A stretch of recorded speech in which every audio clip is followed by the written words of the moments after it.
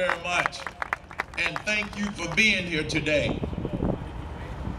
Because this is a day that we have an opportunity to explain 999 without 6 attacks at one time.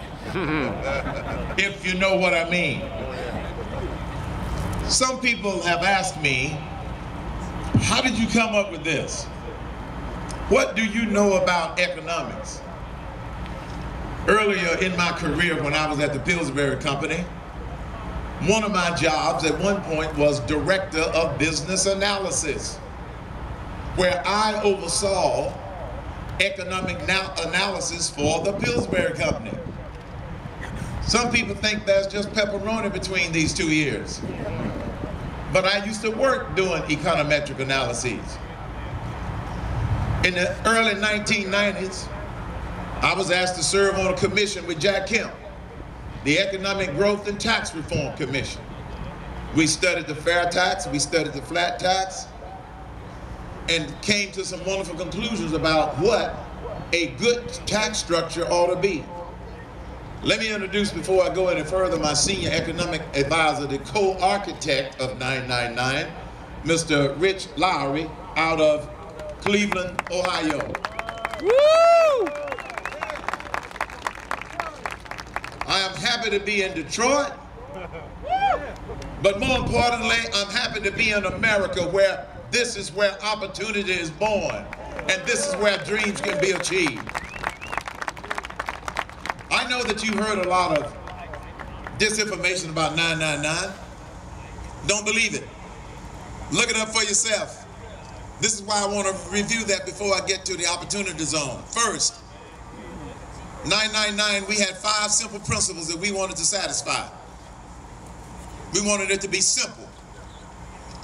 We wanted it to be transparent, so that you would know when and how you were going to be taxed. We wanted it to be efficient. How many people here like spending money to get your tax returns filled out? That's not very efficient. It costs us $430 billion a year to file and comply. We wanted it to be fair, not according to Washington's definition of fair, but Webster's definition of fair, which means everybody gets treated the same. That's fair. And we wanted it to be revenue neutral. The 999 plan throws out the current tax code. That's where we start. We have been complaining about it for decades. We know it's messed up. And so because we put a bold solution on the table, some of my fellow contenders have accused me of being too bold. This economy cannot wait. It is on life support. We need a bold solution, which is why we put together 999. The other thing that 999 does, it levels the competitive playing field. You see, on that first 9, a business can deduct purchases, capital investments, and net exports. What that means essentially is it makes goods and products produced in the United States on a level playing field with everybody else in the world, because we take out many of these embedded taxes. The third thing that this approach does, it expands the tax base by adding in the national sales tax of 9%, the third 9. Some of my opponents in this Republican race have said, why do you want to give government another mechanism to tax us? My response is, I want to take away the 10 million ways they have now to tax us. I'm not worried about one, I'm worried about the 10 million in the current tax code. And one of the reasons that they aren't going to turn 999 into something else anytime soon, you can never say that they will never change it. There are 2 reasons why. they're not going to change it anytime soon. Number one, I'm going to be the president. Yeah. And I'm not going to sign it. They keep forgetting that. And number two, because it's visible. You know what it is. You understand it. And if they start talking about raising it for no reason other than they are still overspending, you are going to let your voices be heard. Visibility of this plan is one of the biggest deterrents we have to keep the politicians honest. Now, the Opportunity Zone feature has been in our analysis all along. But just like I accused some of my opponents the other night of not having read the plan, we now have proof they didn't read it. If their staffs had done the proper job and read it all the way through, they would have discovered what I'm about to share with you. Because, first of all, 999 captures revenue to equal existing tax revenue from 5 sources. The payroll tax, you don't have to pay that anymore. Corporate income taxes, to be captured in the first 9. Personal income taxes, everybody rates can go anywhere from 10, 15, 20, 25, 30%. You capture that in the second 9. It also replaces capital gains taxes and the death tax. Capital gains. What if an investor wanted to do something with this building behind us? And what if they wanted to spend $10 million to turn it into a mall or a restaurant facility or a destination facility in this city? Under 999, they would be able to deduct that capital investment in the year that they make it and not have to deal with depreciation schedules, as they call it, which are punitive to businesses. The fact that capital gains goes away, it allows that entrepreneurial spirit in this country to be financed by people with money to get together with people with ideas. Imagine every one of these facilities that we are surrounded by having an entrepreneur and an investor getting creative in order to be able to do something with these depressed economic properties. That's what built America. We need to renew and unleash that same spirit.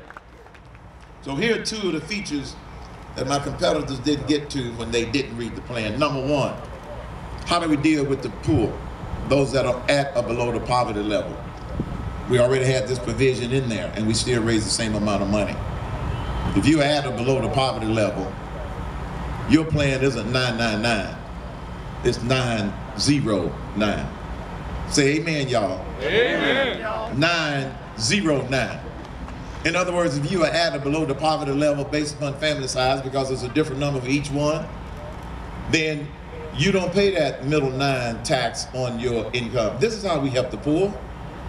Another way we help the poor is that we get this economy going so we can give them some jobs. Let people find jobs.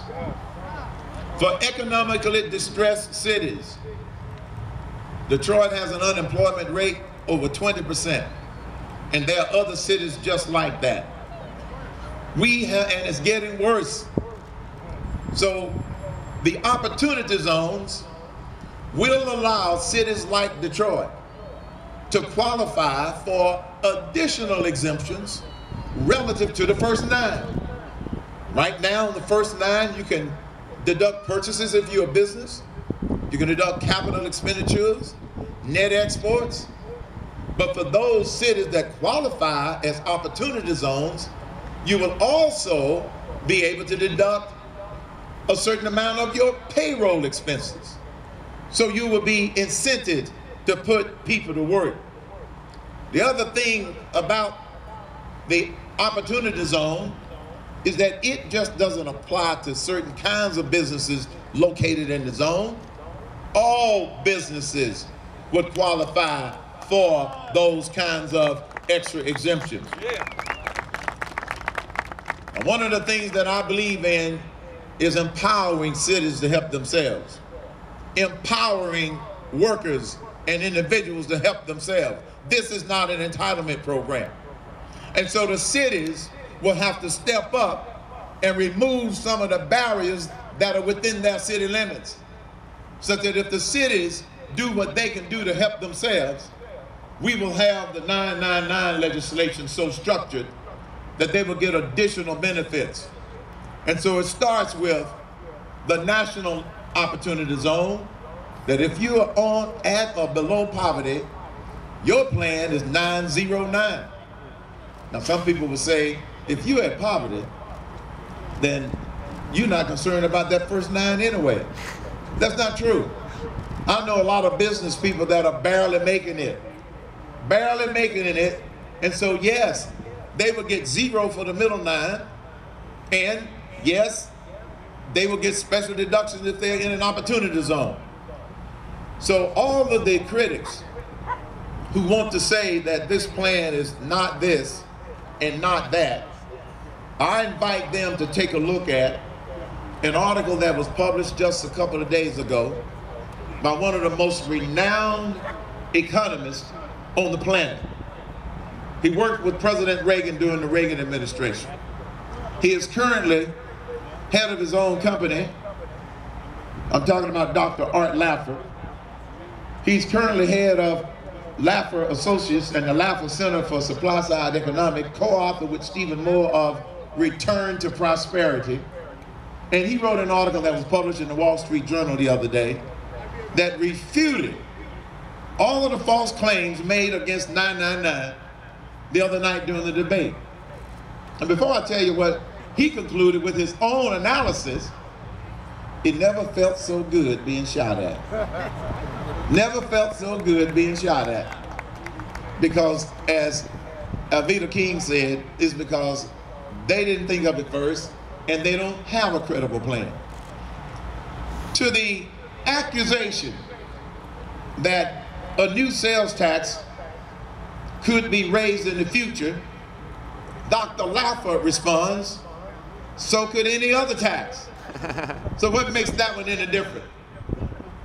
To the accusation that it is not revenue neutral, Dr. Laffer concludes, I believe his plan, Herman Cain, would indeed be static revenue neutral, and with the boost it would give to the economic growth, it would bring in even more revenue than expected.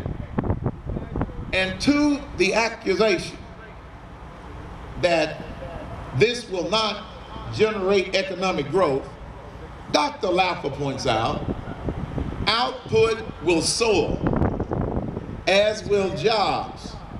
Tax revenues will also increase enormously, not because tax rates have increased, but because marginal tax rates will decrease under the 999 plan. Bottom line, folks, 999 means jobs, jobs, jobs. Let's renew the economy of this nation. This is the greatest country in the world. Yeah, it is. And we have people that are apologizing for America's greatness. As your president, I will never apologize for the greatness of America because of the spirit of America that built this great country. Ronald Reagan, one of our greatest presidents, used to describe this nation as that shining city on a hill.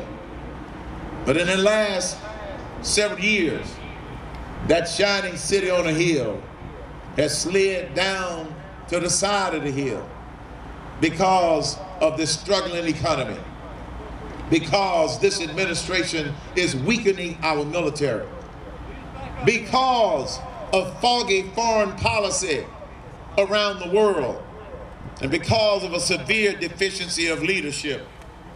I believe that the American people are saying loud and clear that they want to move this shining city on the hill back to the top of the hill where it belongs.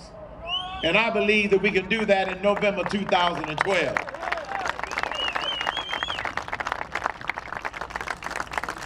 There are two things that some people haven't figured out yet.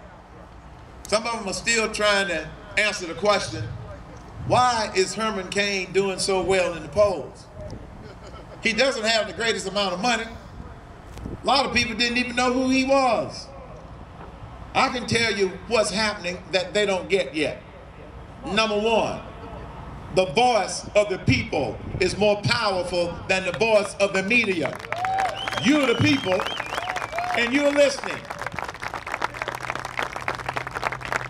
Secondly, message is more powerful than money.